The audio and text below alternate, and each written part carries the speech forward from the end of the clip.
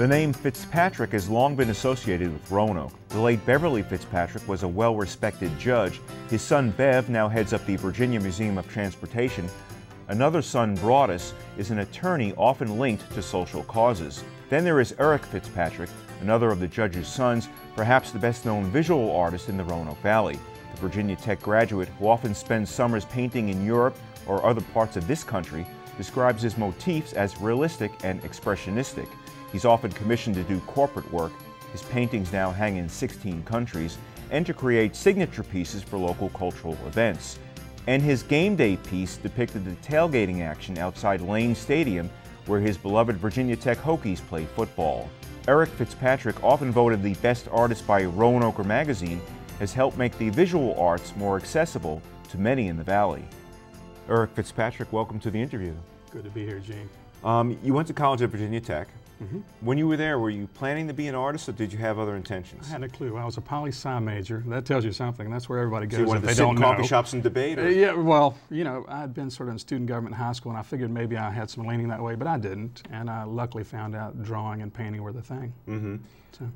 You know, did you grow up encouraged by your parents? I know your dad was a judge, Beverly Fitzpatrick, but greatest he had guy some, in the world. Right, and he had some artistic pursuits. Oh, he actually he put was together that battleship that wound up at the Taubman. Yes, he was a great folk artist in his own right, and he did that in his spare time. But it shows the spark, the drive was there, and I think that's where I got that same spark. But Dad was so creative. Everything he did, he built birdhouses with 156 compartments to one of them. Wow. I mean, the guy really, he thought big. I guess that was a kind of give him a little bit of a relief from his work as a judge during the day, huh? It did. Yeah. It did. It was a pretty stressful job, and I think that's the way he, you know, his creative outlet sort of saved him from the stress of the day. You tell me you thought you hit the lottery with your parents. Your mother, Helen, did. who does a lot of reading for WVTF, she's a very sweet woman. And a good writer, too. She used to write for the newspapers, so she was very creative in her own way, verbally, and Dad was creative, you know, in building anything with hammer, nail, and wood that you could do. So I think it sort of combined, and I won the lottery in the terms of their support, because they were smart enough to see that I was visually wired. I can't do anything else. Luckily, they saw that and encouraged it, you know. But they didn't push. They were very smart. They always had paper and pencil available, you know. And then finally in college, it hit me at Tech, as we were talking about. And I called home one morning to ask if I could major in art, just fearful of the response, because any parent would say, you know, this is probably a questionable direction. But they didn't. They said, good for you. We always hoped you would. We're glad you finally saw it. You know, you earn a living in art, pursuing your passion, which is pretty rare. And fun. It's right. the greatest job in the world. I mean, have you ever thought about how fortunate you are that you're doing what you love and you're able to do that? And I think about it every day, and I'm so grateful every day, because art is the one thing will never get old. There'll always be a hunger to do it, to get better at it, to see, you know, what you can do in different series, different subject matter. It will never be passé at all. It'll be something I'll be excited about until I hit the grave. I know Roanoke magazine, people have voted you best artist in the Valley for like 25 years running. I think my mother stuffed the ballot box on that one. I'm not sure about the results there. They're highly suspect, but no, they were very kind to me. You've worked in oil, watercolor, pastels, even some sculpture. Does that diversity, is that something that's always interested you, trying different mediums? It has. Sculpture was actually my main thing at Tech. When I was coming along, three-dimensional stuff made more sense to me, and I learned to paint later. But I think bouncing back and forth from one to the other keeps you fresh, and you don't want to burn out. And if you feel that coming, you can switch gears, jump to pastel or some other medium, do another series, and stay fresh. So it makes sense. You and your brothers, you all have very interesting and diverse careers. Your brother Bev is the executive director now of the Virginia Museum of Transportation. Right. Broadus is an attorney, and it seems like he's been linked to a lot of social causes, things like that. He's part of a think tank for ecological concerns. And he's got a huge heart. You guys must have some interesting conversations over family dinners. We do, and they're all good. I mean, Bev has a passion for the city that equals my passion for art. Former city councilman also. Yeah, and Broadus has that passion for the environment, and yeah, we have some great conversations. They're great guys, though. Lucky to have them as brothers. Talk about the time you spent abroad painting, Eric. I know for a while Georgia Tech was sending you to Italy. The University of Georgia, actually, for summer, to teach painting in Italy in the summer. And I was lucky enough to be a student there, Gene, for 5 summers when I was coming along. That was really a huge influence on my art. If you look at it, there's a lot of Italian influence in there, I think.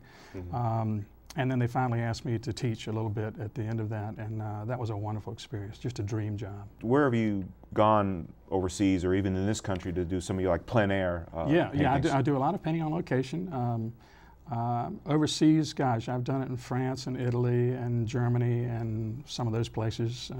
Italy being the passion, though. I keep going back to Italy because I think they're the greatest people in the world with the greatest aesthetic. I mean, everything they do, even when they put produce out in front of their store, it's done so artfully. You know, everything, beauty seems like the #1 concern. So their architecture and everything else just appeals to me. Yeah. But I just got back from Maine, painting on the coast up there. Right. That was a thrill.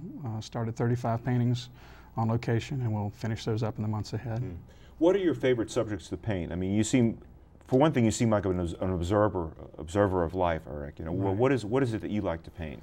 I love music, and I find myself painting musicians a lot, just out of that passion.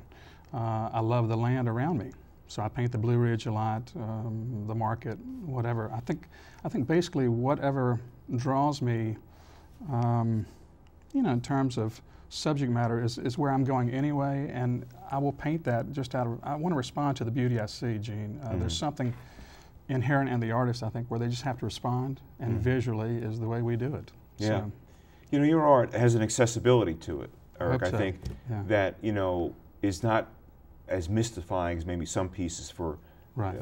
you know, the casual art patron. Or is that just who you are? Or, I mean, do you see where maybe that can help get more people interested in the genre? I think the right answer would be it's part of who I am.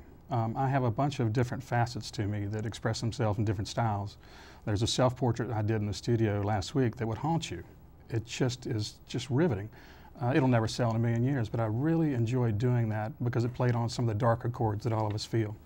At the same time, I did a grief series after my father passed away that really was wrenching, and yet I do lighter things too. I think it's like a piano. You know, you got the dark keys, you got the upper keys, and you want to play all the chords sooner or later, because that's what it is to live. Do you see yourself maybe as, even Eric, as sort of an ambassador to the art world for certain, you know, for people? I hope I'm somebody that they can approach easily and ask about things that they might be intimidated to ask someone else about in terms of art or museums or whatever. To me, that's one of the great things about working outside on the market. People walk up and they have a chance to ask an artist, what are you doing and why are you doing that particular brush stroke, and you know, what is this about? And I don't want art to be something that intimidates people.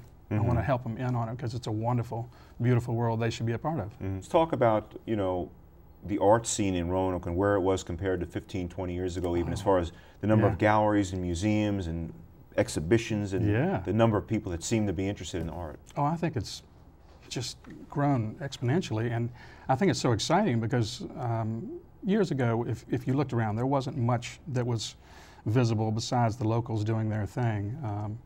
And I think it's so important to have something like the Taubman Museum bring in these fantastic exhibitions that just light you up. I go in there, I come out jazzed up. It's just very exciting. I think they have a great building.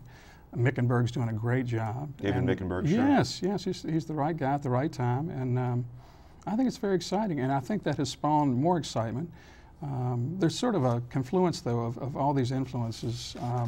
The music scene, 101.5, Kirk Avenue, all these things I see as part of the general movement toward a very interesting city. For our size, I think it's remarkable that we have so much going on. You're a Virginia Tech alum, big Hokies football fan. I want to bring up your game day print, which is a great shot, and it's set at a tailgate outside of Lane Stadium. There's planes flying overhead. Past and present Hokies, their numbers on the jerseys. I think your dad's in the shot. My uncle, who was the captain of the WNL football team, is back in the shot, hidden away. Oh, okay. Every time I'd walk in the stadium, I kept seeing that scene. For years, I would walk into that certain angle, and I thought, you know, there's something here. I don't know how to do it yet, but there's something here I want to do eventually. And then when I finally did it, people embraced it so well, and they loved it. And I think it was a nice celebration of everything we feel when we go to a football game at Tech, which they've got an incredible atmosphere. And I just wanted to capture all that chaos and that wonderful pattern and color, and it was great fun to do. One thing I wanted to bring up was you can paint with either hand. Yeah. And this was a result of a hand injury years ago where you learned to paint with your offhand. And the results you were telling me, Eric, are different for either hand. Very different. And it came about, you know, out of necessity. I literally ripped the tendon to the bicep so badly that I couldn't hold car keys or a glass of water or anything. This arm became useless. And I had the Sidewalk Art Show coming, and I thought, well, there's no choice here. I'm just going to have to learn to do it with the other hand. And luckily it turned out very well. And the work ended up being gutsy and more expressive. And I think it had tapped a different side of the brain. If the hemisphere brain theory is true, then it went more right brain to left hand, and it was a revelation to me when it started coming out. I mean, it was ugly at first. It was dog ugly. It was really bad. But all of a sudden it started to come around after a couple of weeks, and I thought, wait a minute, something's happening here that's very interesting, and I want to chase it. And it continues to happen, and I'm getting ready to start on January 1st a whole left-hand series of musicians again that will be in a gallery in Chattanooga. They asked for the left hand, which was interesting, because they had seen everything I'd done, and they thought, yeah, we want that left hand stuff. So, wanted to talk about, you spent time recently on the set for Lake Effects. Yes. The movie at Smith Mountain Lake, where you actually did some sketching. What a fun thing that was to be on the set. I've always been a movie junkie and love movies and never had a chance to get behind the making of them. And these people are such pros, and they work so hard. And I was in awe, because Jane Seymour in particular, what a pro. I was in there one night when they were doing a scene over and over, and they'd move the camera every time to get a different angle, because they wanted to do the dialogue in the film, you know, with different shots. So she ended up doing the same scene 11 times in a row. She got stronger every time, and she nailed it every time. And I was really impressed. At events like the Sidewalk Sale, Eric, or the Open Studios Tour, do you like meeting people, new people, and just discussing art and trying to draw them into the world of art? I do. And a lot of those people, I think, are not art people. That's the great part of a show like that. The people come up and they relate to things that aren't so fine artsy, maybe, more accessible, like Texas Tavern, something like that. Another one of your famous paintings. Yeah, about to come up with another print of that, as a matter of fact, which is great fun to put together a night scene for the first time, which will be great fun. But people identify with that stuff, and they, you know, it sort of taps into our common experience. And I love talking with them about that and just hearing how they relate to it. Because an artist wants an audience. You don't want to do it in isolation, and to get that feedback is something we all need, I think. Eric Fitzpatrick, Roanoke artist, thanks for joining us today on the interview. My pleasure, Gene. Thanks for having me. Our guests today have been Cave Spring High School basketball coach Billy Hicks and visual artist Eric Fitzpatrick. I'm Gene Marrano. You can look for me in the Roanoke Star-Sentinel, Valley Business Front, and Play-by-Play magazine, and listen for me on Roanoke Valley This Week at Fox Radio 910. Until next time, take care.